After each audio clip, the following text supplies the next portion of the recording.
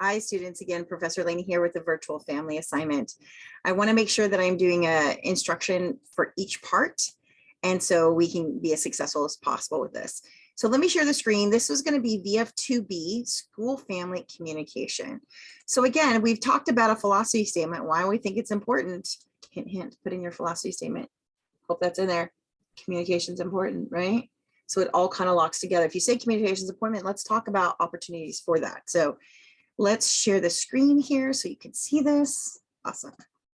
Okay, so again, we're talking about school family communication. Why is it important, right? And instruction. So basically, if you say it's important, you can't just say, yo, like text me or whatever, right? What do you do to involve parents in a communication sort of sense? Next one, we'll talk about how do you involve them in activities. Now, again, over the pandemic, we couldn't do a lot of this stuff, but now we're getting back to it. So it's really exciting. We couldn't even have volunteers, during the pandemic. I couldn't even step foot in a friend's preschool, not even a toe. Okay, so we're going to talk about strategies. So think about it. How, if you were a teacher, would you want to communicate with parents? Do you want to text? Do you want to call?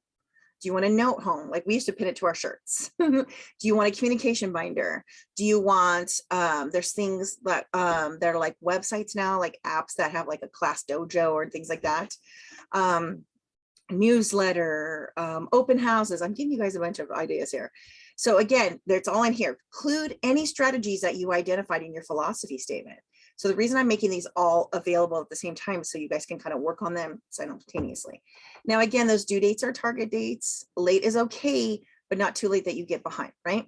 So again, 5 strategies with 5 to 10 sentences each. Say, I want to have a parent appreciation day. Well, that could be more of an event, but communication during parent, or like, I want to do a monthly newsletter or a weekly newsletter or something, then you need to describe it within 5 to 10 sentences. You can do that. Okay. But 5 strategies, because guess what? The way one person wants to communicate doesn't mean the other person is. And if you put all 5, that doesn't mean you have to give that parent all 5, right? Like for me, I get a ton of emails on my regular email account, but I have work email. So I get, burned out all day and I'm not going to run home. And so what happens is that my son's school now says, hey, we sent you an email.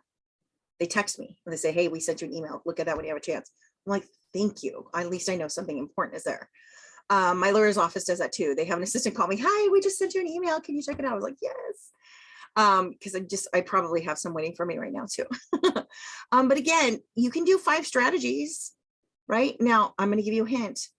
What if somebody was language marginalized or language new to our country? So consider that. Okay.